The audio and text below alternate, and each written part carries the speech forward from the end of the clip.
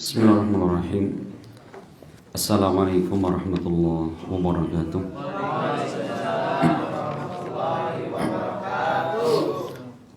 Alhamdulillah, wassalatu wassalam ala rasulillah wa ala alihi wa ashabihi wa man tabi'ahum bi ihsanin ila yaumiddin. Wa asyhadu an la ilaha illallah wahdahu la syarika lah wa asyhadu anna Muhammadan abduhu wa rasuluh sallallahu alaihi wa ala alihi wa sallam. Qala Allah subhanahu wa ta'ala, ya ayyuhalladzina amanu taqullaha haqqa tuqatih wa la tamutunna illa wa antum muslimun. Ya ayyuhan nasu taqu rabbakumul ladzi khalaqakum min nafsin wahidah wa khalaqa minha zawjaha wa batha minhuma rijalan katsiran wa nisaa wattaqullaha alladzi tasaaluna bihi wal arham innallaha kana 'alaikum raqiba. Ya ayyuhalladzina amanu taqullaha wa qulu qawlan sadida yuslih lakum a'malakum wa yaghfir lakum dhunubakum wa man yuti'illaha wa rasulahu faqad faza fawzan 'azima. Amma ba'd. Ma'asyiral muslimin wal muslimat, saudara-saudari sekalian seiman dan seislam yang sangat kami muliakan. Alhamdulillah, di pagi yang cerah dan penuh dengan berkah ini Allah Subhanahu wa taala kembali mengumpulkan kita semua di acara yang insyaallah sangat mulia ini. Tidak lain dan tidak bukan, kumpulnya kita ini adalah dalam rangka saling mengingatkan dan saling memperingatkan, karena peringatan dan nasihat itu akan sangat bermanfaat bagi orang-orang yang beriman. Allah pernah berfirman dalam ayatnya, fadzakir fa inna dzikra tanfa'ul mu'minin. Maka berilah peringatan, karena sesungguhnya peringatan itu akan bermanfaat bagi orang-orang yang beriman. Maka semakin baik keimanan seseorang, maka akan semakin bermanfaat nasihat dan peringatan yang disampaikan kepadanya. Jadi ya, semakin baik iman seorang, maka akan semakin banyak dia menerima nasihat dan peringatan. Nah, teman-teman sekalian, Bapak Ibu kaum muslimin wal muslimat rahimani wa rahimakumullah, insyaallah kita akan kembali melanjutkan pembahasan kita, masih menjelaskan di dalam rukun-rukun iman.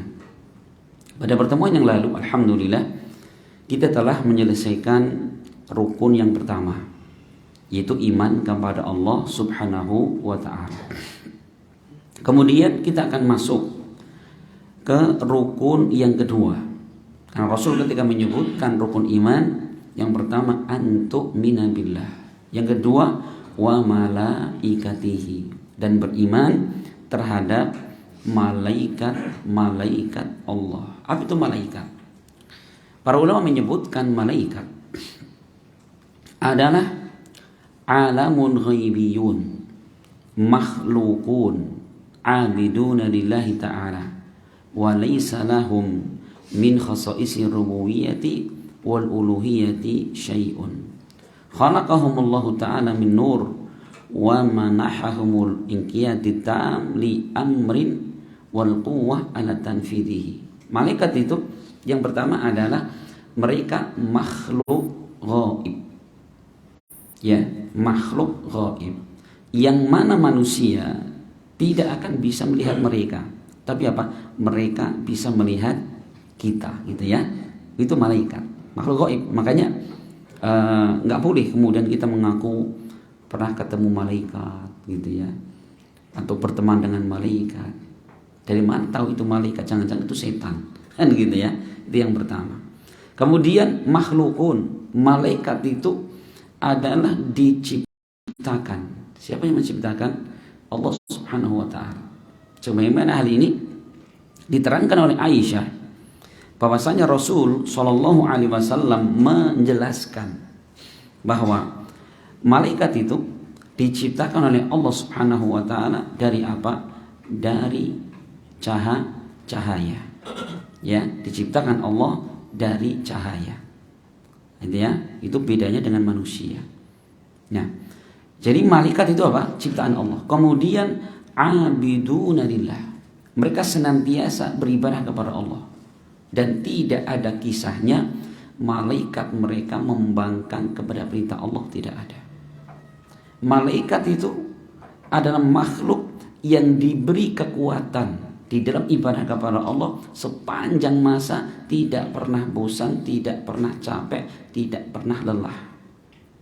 Gitu ya. Makanya Allah menyebutkan di dalam Al-Qur'an, terdapat dalam surat Al-Anbiya ayat 19 sampai 20. Allah mengatakan wa indahu la yastakbiruna an ibadatihi wa la yastahsirun. Yusabbihuna al-laila wan nahara la yafturun.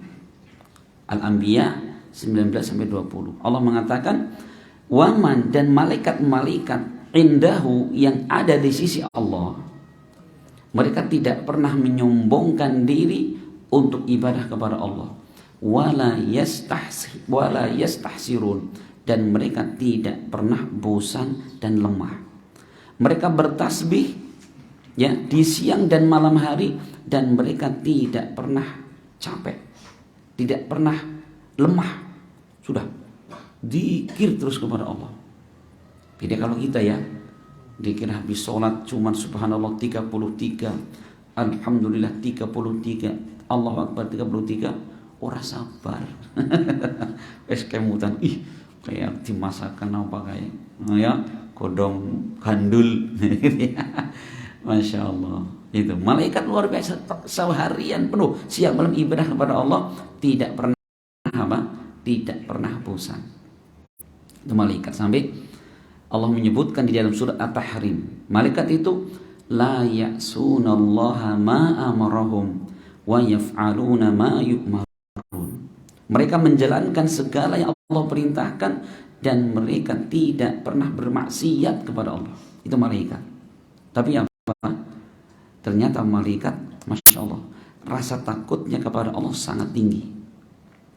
Makanya ketika Allah Subhanahu wa ta'ala berfirman di atas langit sana, menetapkan sesuatu, ketika malaikat mendengarkan, tiba-tiba malaikat jatuh tersungkur pingsan karena takut kepada Allah. Tuh malaikat ya, makhluk yang begitu kuatnya, yang begitu tunduknya kepada Allah, mendengarkan firman Allah nggak kuat mereka, pingsan mereka. Maka yang pertama kali akan bangkit, akan sadar malaikat Jibril alaihissalam. Allah mengatakan hatta idza fuzzi'a an qulubihim qalu madza qala rabbukum qalul haqq.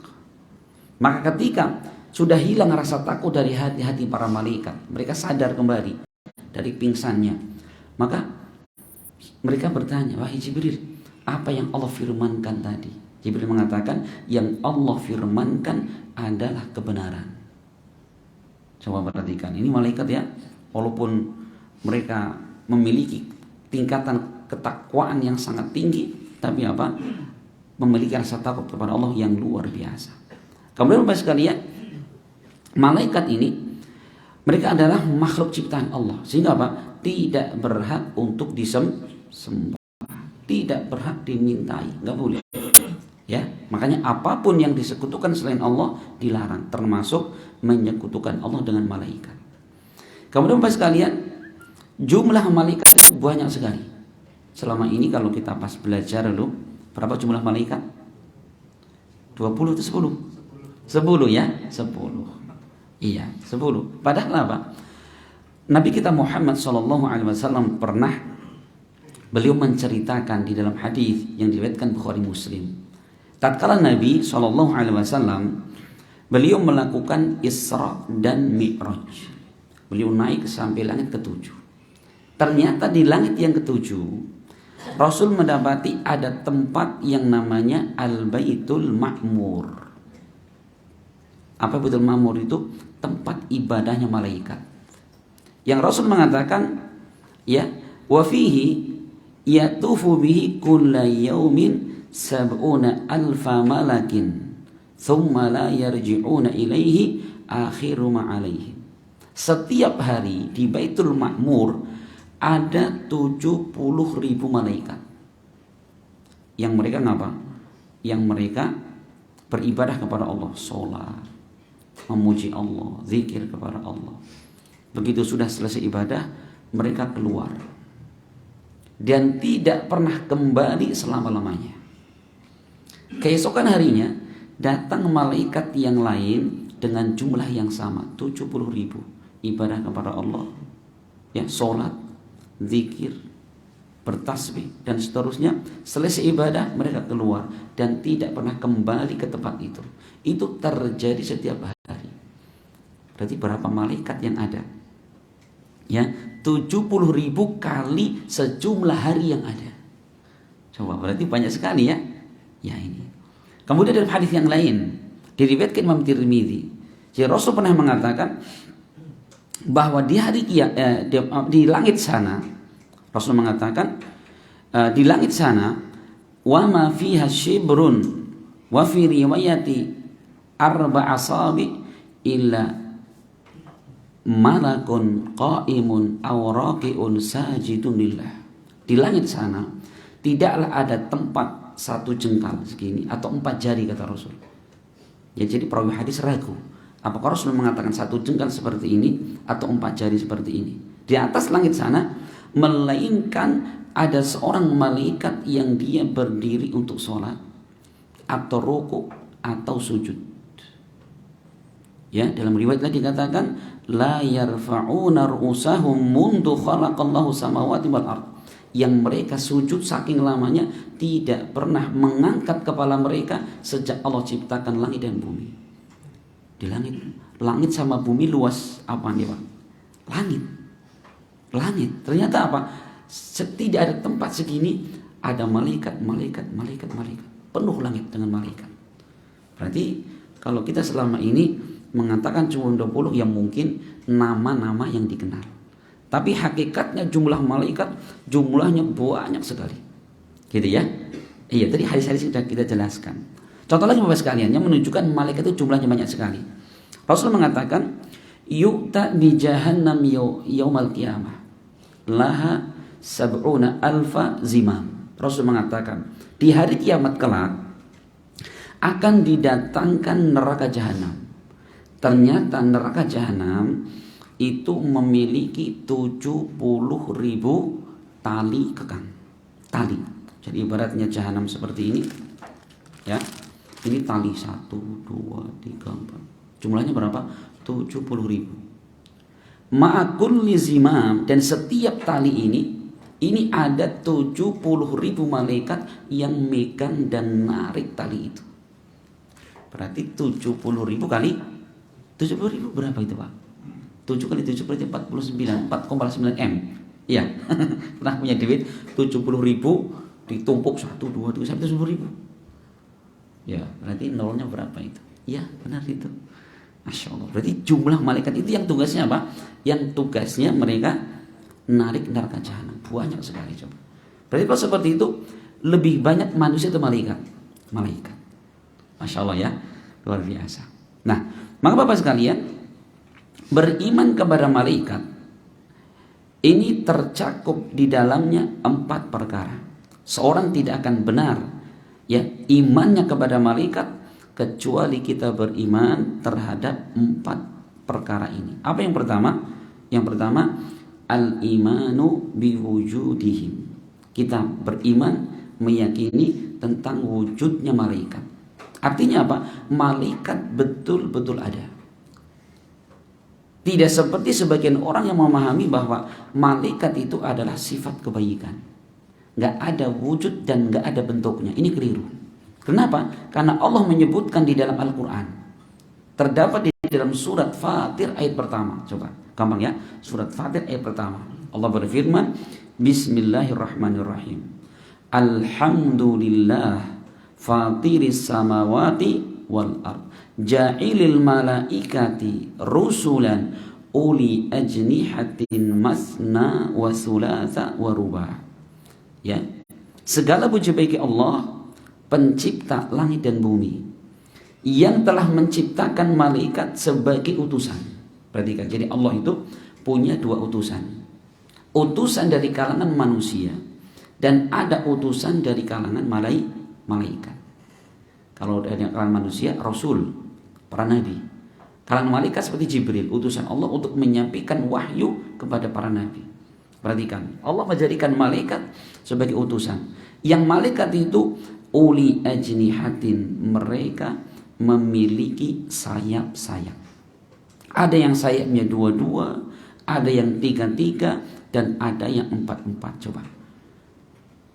Ketika malaikat dijelaskan Allah punya sayap, berarti apa? Malaikat itu ada bentuk dan wujudnya. Gitu loh. Ya, ada bentuk dan wujudnya. Maka ini harus kita imani. Malaikat itu apa? Mereka berbentuk dan berwujud. Dan malaikat bisa berbicara buktinya. Kan gitu. Maka di dalam hadis yang diriwayatkan Bukhari Muslim, Rasul pernah mengatakan, "Idza ahabballahu al-'abda nada Jibril, innallaha yuhibbu fulanan fa ahibbahu." Rasul mengatakan, apabila Allah mencintai seorang hamba, maka Allah memanggil Jibril, "Hei Jibril, hei Jibril, sesungguhnya aku mencintai si fulan," sebutin orangnya. Jadi Allah kalau cinta sama hambanya disebutin namanya. "Hei Jibril, aku cinta kepada orang ini." Kemudian fayuhibbuhu Jibril, maka Jibril pun mencintai orang tadi yang Allah sudah cinta kepada dia. Kemudian fayunadi Jibril fi ahli sama, kemudian Jibril manggil kepada seluruh penduduk langit. Siapa itu? Para malaikat. Ya, seraya mengatakan innallaha yuhibbu fulanan fahibbuh. Sesungguhnya Allah telah mencintai si fulan, maka cintailah orang ini. Fayuhibbuhu ahlus sama, maka seluruh penduduk langit mencintai orang tadi. Perhatikan ya. Nah, ini Jibril apa? Jibril menyeru, berbicara Jibril. Ya, andikan Jibril malaikat itu tidak ada bentuknya, ya, tidak ada wujudnya, mereka tidak mungkin berbicara. Nah, ini juga bahwa bicaranya Jibril alaihissalam menunjukkan mereka betul-betul ada wujud dan bentuknya. Gitu ya. Ini yang pertama. Kemudian kandungan yang kedua yaitu kita beriman dengan sifat-sifat para malaikat yang kita ketahui. Ya, adapun malaikat-malaikat yang belum kita ketahui bagaimana, ya kita iman secara global saja. Jadi kalau malaikat yang diterangkan Allah ataupun Rasulnya tentang sifat-sifatnya bagaimana, kita wajib beriman. Contoh, Rasul pernah menceritakan Bapak sekalian, pernah melihat malaikat Jibril dalam bentuk aslinya sebanyak 2 kali. Bagaimana bentuknya itu? Rasul mengatakan ternyata Jibril ini memiliki sayap sebanyak 600. Ya, berapa jumlahnya?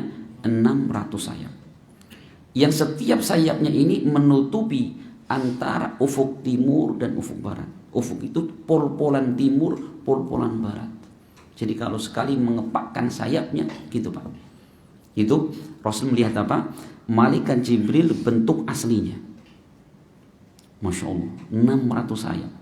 Ini sekali mengepakkan sayapnya nutupi ujung timur, ujung barat. Bumi ini gelap. Kan gitu Pak.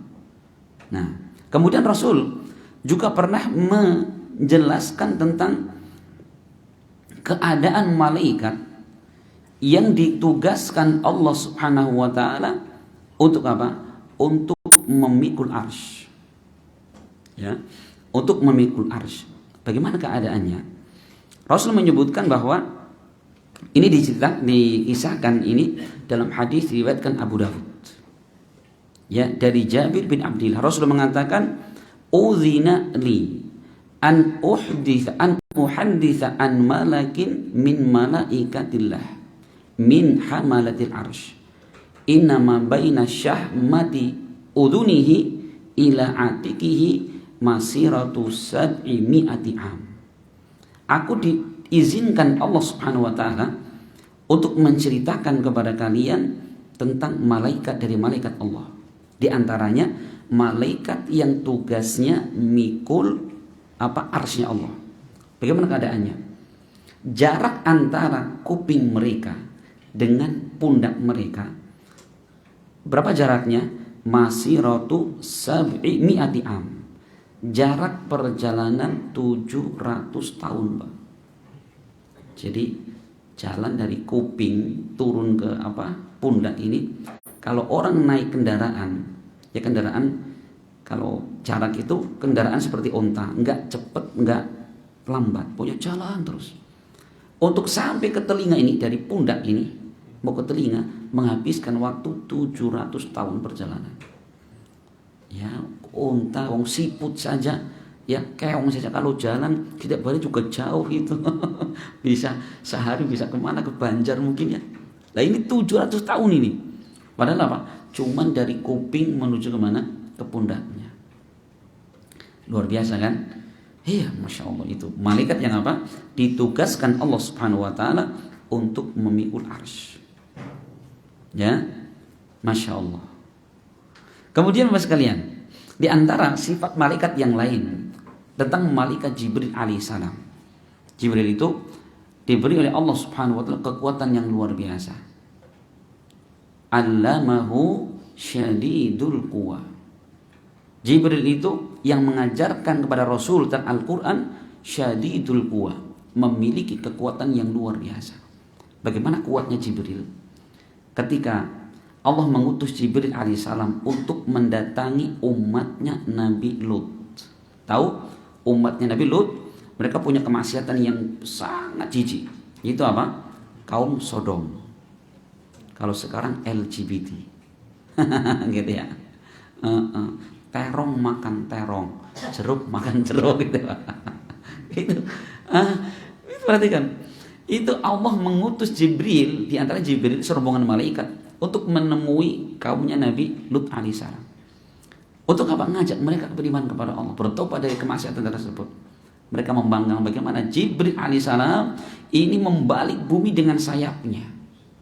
Dibalik bumi itu. Maka sudahlah, ya terbenam semua penduduk umatnya Nabi Lut alaihissalam. Ini kuatnya malaikat Jibril alaihissalam. Nah, kita beriman Bapak sekalian dengan apa? Dengan tadi dengan sifat-sifat malaikat. Nah, kemudian yang berikutnya, ya, yang kandungan yang ketiga adalah al-iman dan terhadap apa? Dari sifat ya, sifat. Kita beriman tentang sifat-sifat malaikat. Kemudian yang ketiga adalah kita beriman dengan nama-nama malaikat yang kita ketahui. Adapun nama-nama malaikat yang belum kita ketahui, bagaimana? Beriman secara global. Karena tidak semua malaikat Allah terangkan namanya. Contoh tadi, malaikat yang ditugasi Allah untuk narik tali jahanam. Jumlahnya berapa? 70.000 kali 70.000. Namanya siapa? Paijo. Enggak bisa, enggak boleh kita. Ini malaikat sama, enggak boleh ngayang-ngayang kita. Dan kita mumet nanti coba nyari nama satu tali aja 70.000. Kan gitu. Maka kita beriman saja. Nah, maka di antara nama-nama malaikat Bapak sekalian, ya, di antara nama-nama malaikat seperti malaikat Jibril. Ini ditetapkan di dalam Al-Quran. Jibril dan Mikail. Ini Allah terangkan di antaranya dalam surat Al-Baqarah ayat 98. Allah mengatakan, "Man kana aduwwan lillahi wa malaikatihi wa rusulihi wa Jibril wa Mikala fa innallaha fa innallaha la yuhibbu al-kafirin." Ya. Allah mengatakan barang siapa yang memusuhi Allah dan Rasulnya dan malaikatnya dan Rasul-Rasulnya serta Jibril dan Mikail, maka Allah tidak pernah fa innallaha aduwwul lil kafirin, maka Allah menjadi musuh kepada orang-orang kafir. Perhatikan di situ Allah menyebutkan dua nama malaikat. Siapa itu? Jibril dan Mikail. Mikail itu Mikail. Jibril dan Mikail. Siapa yang menamakan? Allah Subhanahu wa Ta'ala. Ya, gitu. Kemudian yang berikutnya nama malaikat yang datang dari Rasulullah itu malaikat Israfil. Malaikat Israfil. Malaikat Israfil itu tugasnya apa? Nah, nanti meniupkan sangkakala. Maka Rasulullah ketika beliau qiyamul lail salat malam, beliau membaca doa istiftah. Maka pernah Aisyah ditanya, ya Aisyah, apa yang Rasul baca ketika beliau melakukan salat di malam hari? Maka Aisyah mengatakan, kana idza qama minal lail, Rasulullah apabila terbangun di waktu malam, iftataha salatahu, beliau memulai solatnya, membuka solatnya, membaca doa istiftah. Doanya apa? Allahumma Rabba Jibril wa Mikail wa Israfil fatiras samawati wal ard alimal ghaibi wa syahada anta tahkumu baina ibadi fima kanu fihi ikhtalifun ihdini lima ikhtalifu fihi minal haqqi bi'idnik innaka tahdi man tasha'u ila siratim mustaqim. Rasul doanya apa begitu Allahu Akbar? Beliau membaca doa Allahumma, wahai Allah, Rabb Jibril wa Mikail wa Israfil, Robnya sesembahannya Jibril, Mikail dan Israfil. Mungkin kita bertanya, kenapa kok Rasul memilih 3 nama malaikat, enggak malaikat yang lain? Ternyata alasannya, ketiga nama malaikat Jibril, Mikail dan Israfil itu adalah malaikat yang memiliki tugas yang sama, yaitu menghidupkan. Duh, memang Jibril ngidupin apa? Nah, Jibril itu ditugasi Allah untuk apa? Menyampaikan wahyu. Apa fungsi wahyu? Menghidupkan hati, menghidupkan iman. Gitu ya? Iya, hati yang mati tidak kenal kepada Allah Subhanahu wa taala, begitu mendapatkan ilmu agama, Al-Quran didengarkan, hadis Nabi didengarkan, muncullah iman. Maka Pak Jibril ditugaskan apa? Untuk menghidupkan, itu menghidupkan hati dengan wahyu. Adapun yang kedua Mikail. Apa tugas Mikail? Nanti kita jelaskan, yaitu menurunkan hujan dan menumbuhkan tumbuhan. Bumi yang mati gersang, begitu turun hujan, rerumputan, pepohonan, buah-buahan, ya kan? Menghidupkan. Sedangkan yang ketiga Israfil, apa tugasnya? Meniupkan sangkakala. Apa tugas sangkakala ini? Fungsinya untuk menghidupkan orang-orang yang mati di alam kubur mereka. Tiupan yang pertama, manusia ketakutan, kehidupan dunia hancur. Tiupan yang kedua, manusia akan seketika itu hidup kembali.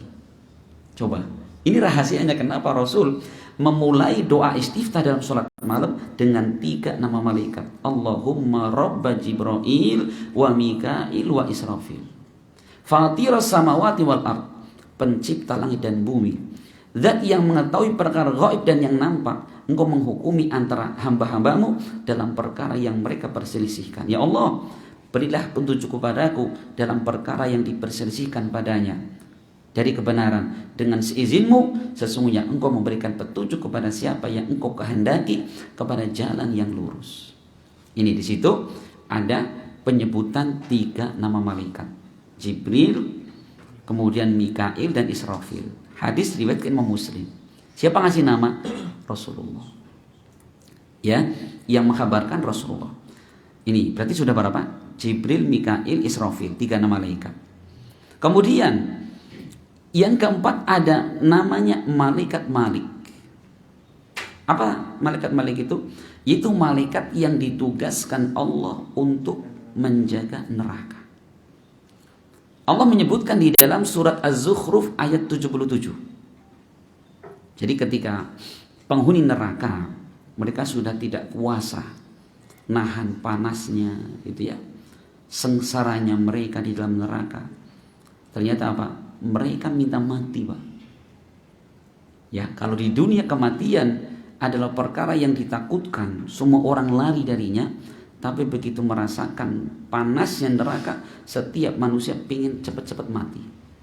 Dalam surat Az-Zukhruf ayat 77, Allah mengatakan wa nadau ya maliku liyaqdi alaina rabbuk.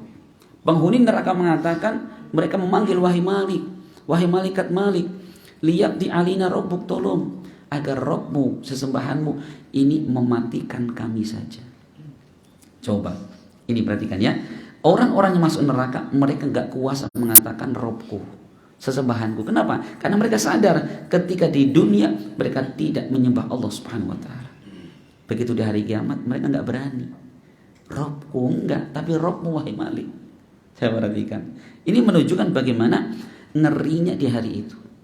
Ya, orang yang selama ini lari dari kematian, mereka melakukan berbagai macam cara, upaya untuk lari dari kematian. Justru di hari kiamat mereka minta mati. Kenapa? Enggak kuasa untuk menahan bagaimana berat dan panasnya neraka.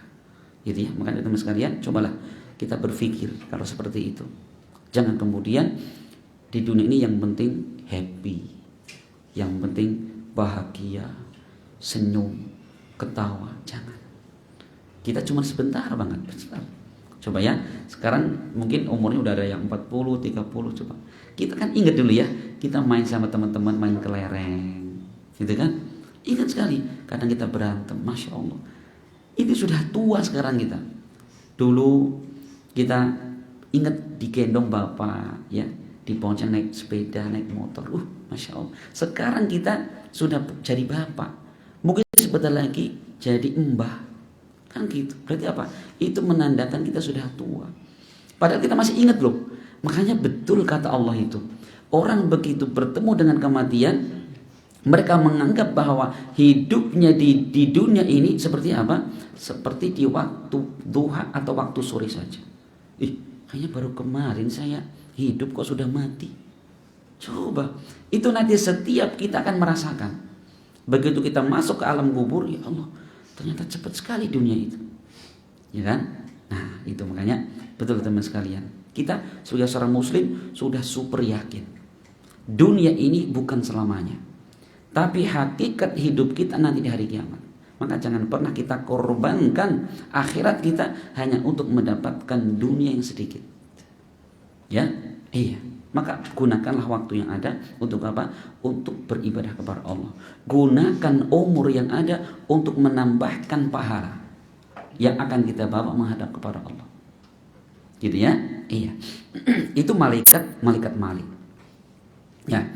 Kemudian ada lagi malaikat yang diberi nama oleh Allah, malaikat Munkar dan Nakir. Sebagaimana di dalam hadis yang diriwayatkan Imam Tirmidzi, Rasul mengatakan, "Idza qubira ahadukum atahu malakani aswadani azraqani yuqalu li ahadihimal munkar wal akharu an-nakir." Apabila salah seorang di antara kalian sudah dikuburkan di pekuburan, ya, maka akan datang kepadanya dua orang malaikat.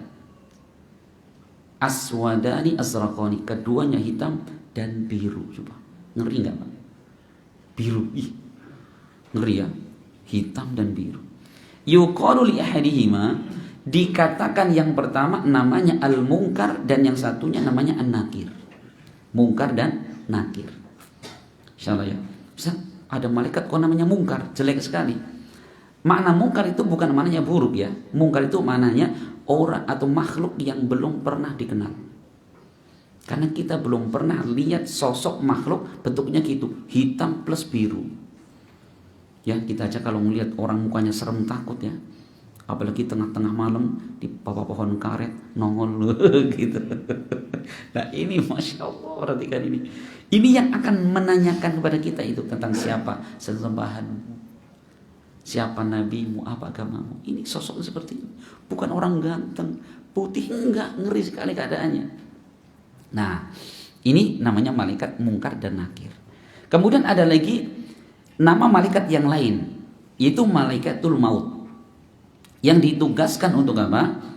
Mencabut nyawa. Ya, mencabut nyawa. Allah berfirman di dalam surat As-Sajdah ayat 11. Qul yatawaffakum malakul mautil ladzi wukila bikum thumma ila rabbikum turja'un. Katakan wahai Nabi, yang mewafatkan kalian adalah siapa?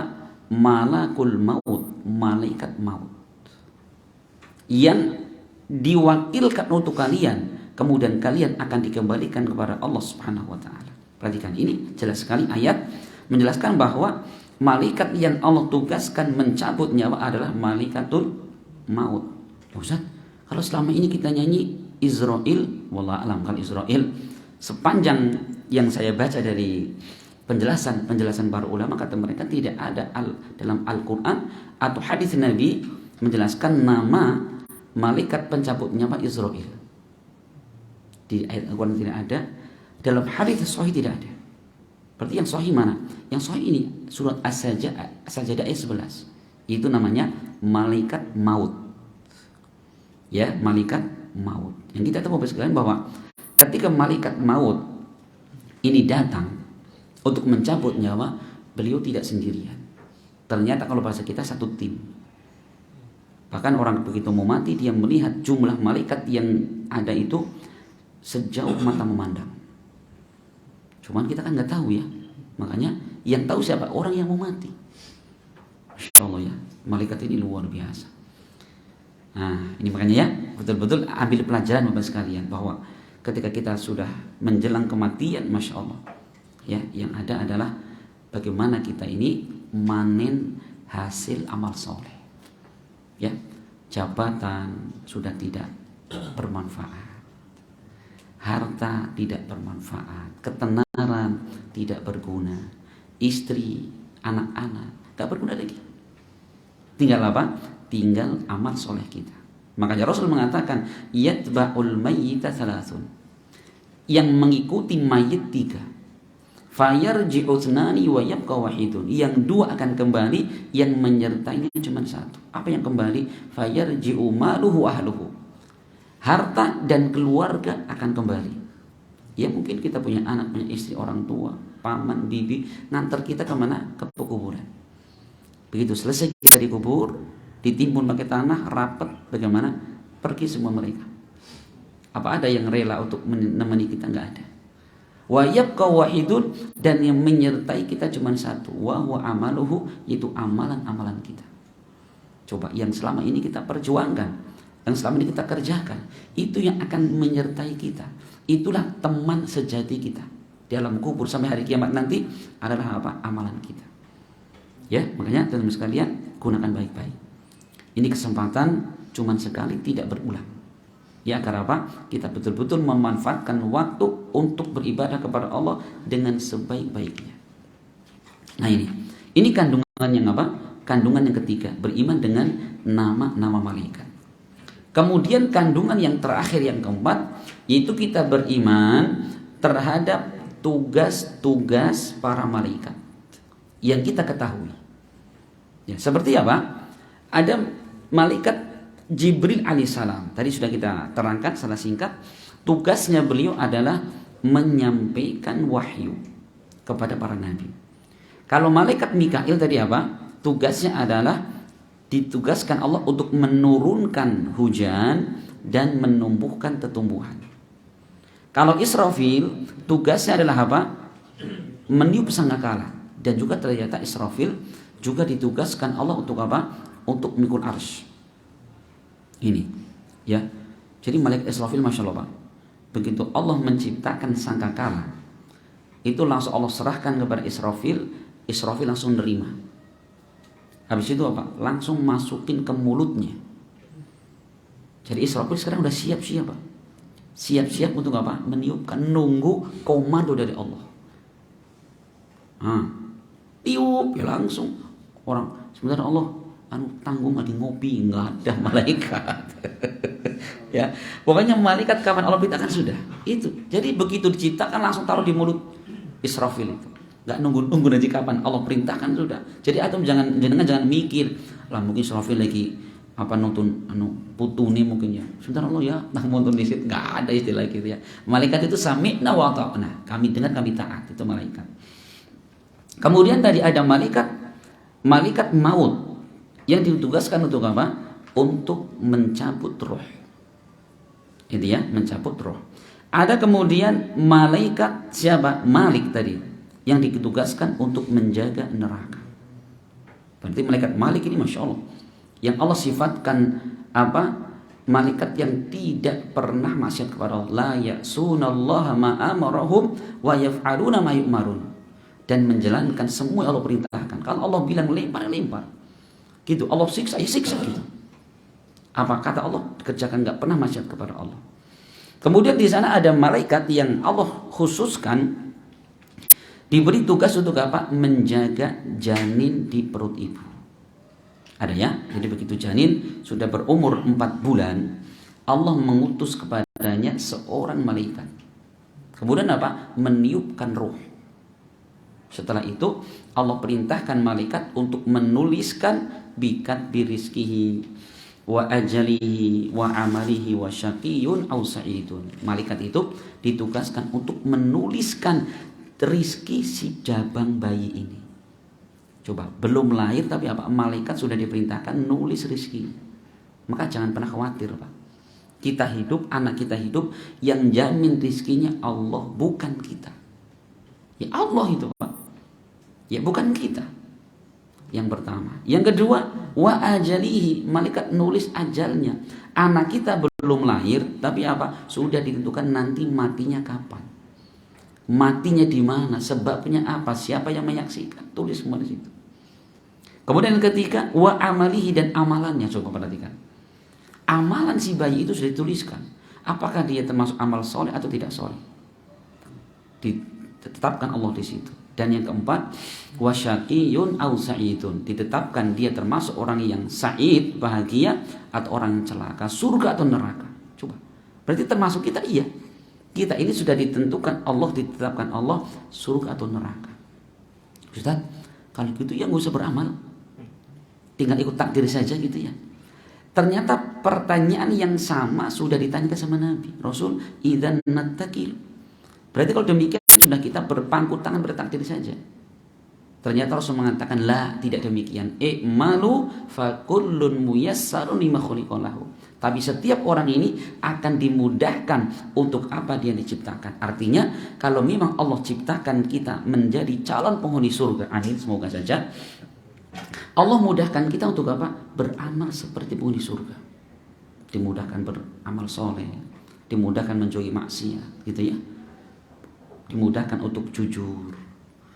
Tapi kalau Allah ciptakan seorang menjadi calon neraka, bagaimana? Allah permudah jalan ke neraka dan dipersusah jalan ke surga itu. Ya, iya, masya Allah sekalian. Jadi sekali lagi ini adalah masya Allah ya, keimanan kepada malaikat yang seharusnya setiap kita ini ya senantiasa untuk apa? Mempersiapkan diri. Semoga bermanfaat dan semoga Allah Subhanahu Wa Taala memberikan kepada kita ilmu yang bisa kita amalkan dalam kehidupan sehari-hari, ilmu yang semakin menguatkan iman dan ketakwaan kita kepada Allah Subhanahu wa taala. Sudah habis waktunya ya. Masya Allah. Semoga bermanfaat dan kita akhiri subhanakallahumma bihamdik asyhadu an la ilaha illa anta astaghfiruka wa atubu ilaik. Assalamualaikum warahmatullahi wabarakatuh.